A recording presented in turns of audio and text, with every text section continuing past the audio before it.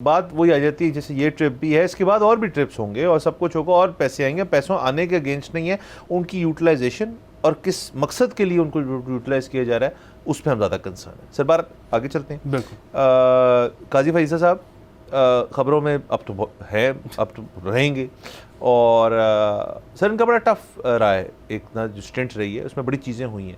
Elections ان کی نگرانی میں ہوئے، حالانکہ الیکشن سے پہلے زیادہ ان کی طرف چیزیں تھیں.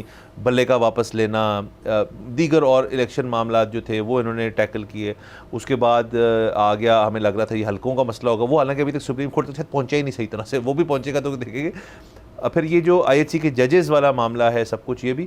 اس کے ساتھ ساتھ ایک اور چیز جس کے اوپر جو ہماری انڈسٹری سے متعلق ہے وہ یہ کہ ایک میڈیا ریگولیشن کے اوپر کافی ایک بحث چھڑی سپریم کورٹ کے اندر، اور اس پہ قاضی فائز صاحب کے ریمارکس جو تھے وہ اکراس دا بورڈ بڑے ڈفرینٹلی طرح ریسیو ہو رہے ہیں. نمبر ون، انہوں نے کہا جی کہ کوئی بھی شخص جو ہے وہ تبصرے کر چھوڑے اور اس میں کچھ بھی کہتا رہے تو یہ بھی ٹھیک نہیں. جیسے ان کے خلاف کو کسی نے یہ کہہ دیا کہ جی جب آپ نے فل بینچ کی میٹنگ کی تھی اسی ججز کے معاملے میں تو آپ کی جو بیگم ہے وہ آپ کے ساتھ تھی، حالانکہ یہ ہمیں پتہ ہے کہ انہوں نے بھی کہہ دیا نہیں ہے ایسے، اور باقی سب نے بھی کہہ دیے.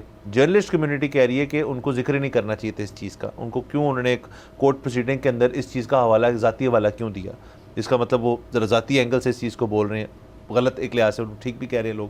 دوسرا وہ کہتے ہیں کہ انہوں نے توپوں کا رخ جو ہے میڈیا کی طرف کر لیا کہ جی اب جو ہمارا کام یہ رہ گیا کہ ہم سب کو اندر کریں، یا اندر تو انہوں نے نہیں کہا، مطلب میں ویسے ہی بتا رہا ہوں کہ ان کو کیسز کریں ان کے اوپر اور کارروائی کی جائے ان کے اوپر، ہر چیز کے اوپر. تو وہ ذرا ناراض تھے اس چیز سے کہ جس بندے کا جو بھی دل کرے وہ بول سکتا ہے. تو انہوں نے ایک سارٹ آف اس کو آپ کہہ سکتے ہیں کہ انہوں نے کہا جی کہ سپریم کورٹ کی بھی نظریں اس چیز کے اوپر ہیں. انہوں نے یہ کہا ہے کہ کیا پھر ہم سب کو جیل میں ڈال دیں، اور انہوں نے ایک اور بات بھی کی ہے کہ یوٹیوب پہ جو جتنا جھوٹ بولتا ہے اتنے زیادہ پیسے کماتا ہے. اچھا، اور پھر ڈالر خوری کا لفظ، ڈالر خور یوٹیوبرز. جی اچھا، میرے اس پہ بہت زیادہ اعتراضات ہیں. اس کی وجہ یہ ہے کہ آپ کسی بھی ایک کمیونٹی کو اس طرح سے آپ ایک لیبل نہیں لگا سکتے. یقیناً اس میں برے لوگ ہوں گے. مجھے پھر آپ ایک بھی کمیونٹی بتا دیں جس کے اندر کوئی برا انسان نہیں ہے، وہ تو ہر ایک میں ہوتے ہیں. لیکن سب پہ ایک تو یہ کہ یہی سٹیٹمنٹ کہ جو جتنے زیادہ وہ، میں آپ کو نام گنوانے شروع کرتا ہوں جو بڑے اچھے پیسے کماتے ہیں یوٹیوب سے، وہ جھوٹ نہیں بولتے. تو پھر ان کے بارے میں آپ کا کیا خیال ہے؟ اس کا مطلب ہے کہ دیر از این آڈینس جو کہ سچ بھی دیکھنا چاہتی ہے. جب ان پہ کمشنر اسلام آباد نے الزام لگایا تھا تو انہوں نے یوٹیوب پہ جا کے انٹرویو دیا تھا نا، یوٹیوبرز ہی تھے وہ. بالکل. سو بنیادی بات یہ ہے کہ، اور یہ ہمیں بار بار ڈراتے کس بات سے ہیں؟ یہ جو ہے کہ پھر ڈال دیں جیل میں. اچھا، بار بار یہ کیوں ڈراتے ہیں؟ پھر اس پہ قانون سازی کریں. بھئی قانون سازی آپ نے کیا کرنی ہے؟ ساری قانون سازی ہے تو صحیح، ڈیفیمیشن سے لے کے سلینڈر سے لے کے پیکا ٹیکا لیکا پتہ نہیں کیا کچھ ہے. اگر ہے کسی نے کوئی جھوٹ بولا ہے تو دے دو سزا. یہاں پہ صحافیوں نے 14 دن کا ریمانڈ کاٹا ہے اور ان کے آگے چارج شیٹ نہیں پیش ہوئی.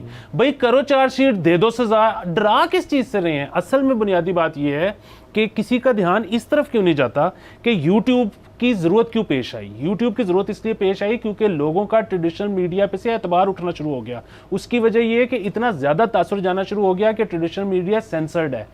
کیوں اس پہ سو موٹو نہیں لے لیتے چیف جسٹس صاحب کہ جی یہ کیوں سینسرشپ کی جاتی ہے اخبار میں یا ٹیلی ویژن چینلز پہ؟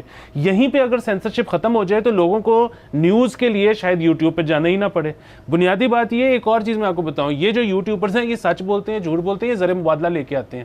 اچھا، پھر وہی بات ہے، اس پہ نا بڑے ایک دم سے لوگ ہٹ جاتے ہیں کہ جی جھوٹ بول کے زر مبادلہ کیا ہوا.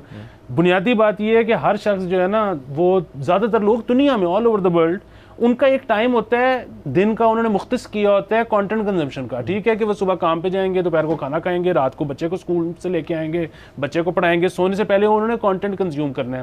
وہ کانٹینٹ کنزمپشن اب وہ ٹی وی سے نہیں لے رہے کیونکہ ان کو وہ پسند نہیں ہے، وہ یوٹیوب سے لے رہے ہیں. یوٹیوب پہ جب آپ جاتے ہو تو کوئی آپ پہ پابندی نہیں ہوتی کہ آپ نے پاکستانی دیکھنا ہے. وہ آپ انڈین بھی دیکھ سکتے ہو، آپ ہالی ووڈ بھی، آپ کچھ بھی دیکھ سکتے ہو.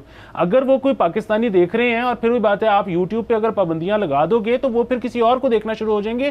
یہی جو ڈالر آ رہے ہیں پاکستان میں یہ آنے بند ہو جائیں گے.